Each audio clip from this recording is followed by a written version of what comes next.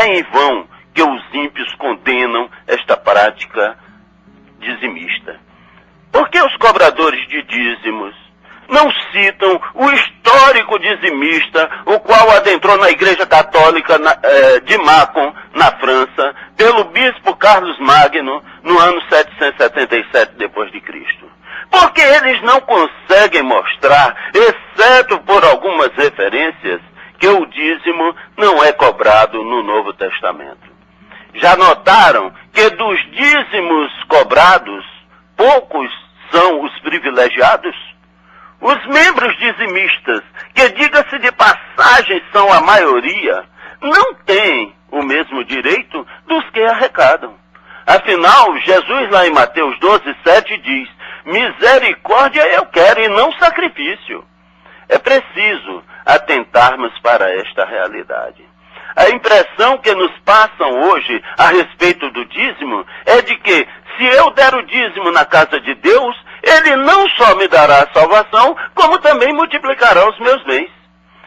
Sabemos que outrora o dízimo era recolhido na casa do Senhor para suprir as necessidades de todos que precisavam.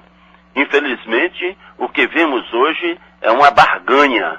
Eu dou, mas eu quero isto ou aquilo de volta. Ora, se a Bíblia nos relata que Deus é o dono do ouro e da prata, para que Ele precisa do nosso dinheiro, se na realidade tudo é dele? Eu tenho absoluta certeza que o Deus que eu sirvo não me dará salvação por intermédio de dízimo. Poderei receber a salvação juntamente com a sua bênção, através da sua misericórdia, se assim eu merecer.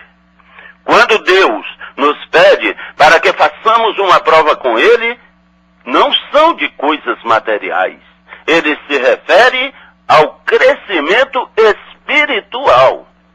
Quero aqui deixar uma pergunta aos patrocinadores do dízimo. Biblicamente falando, vocês podem me provar se Jesus e seus discípulos davam o dízimo? Afinal, eram todos judeus, e a Bíblia diz que o dízimo só poderia ser solicitado do povo de Israel, e somente dos que tinham condições. Essa história de se dizer que a nossa vida muda quando passamos a dizimar é pura balela. Quando administramos os nossos bens divinamente, Deus abençoa e permite a ascensão material em nossas vidas, desde que busquemos primeiramente o seu reino e a sua justiça, e as demais coisas nos serão acrescidas. Mateus 6,33.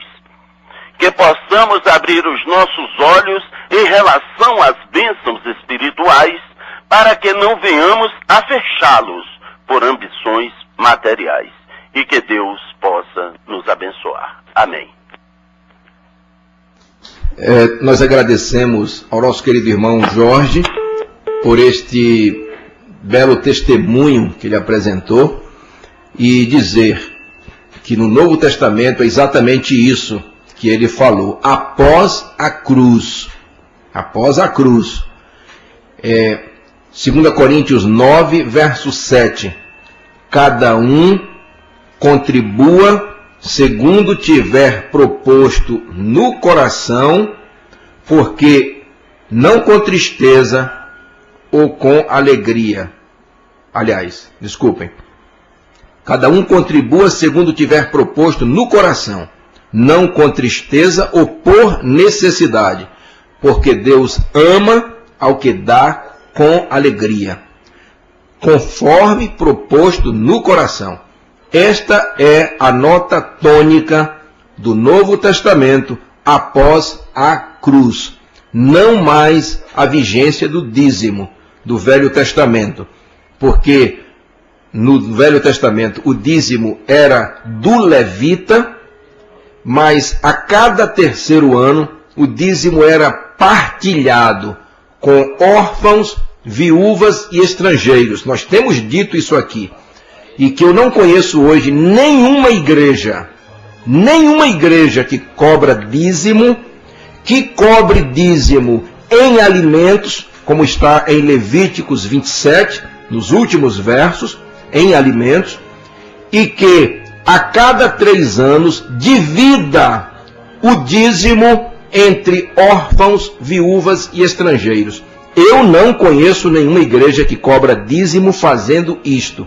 Então, se não faz isto, está roubando aos membros, não está fazendo de acordo com a Bíblia, porque não está entregando o dízimo em alimentos a um levita da tribo de Levi, e se fizesse isso, estaria desmerecendo o sacrifício de Cristo na cruz do Calvário.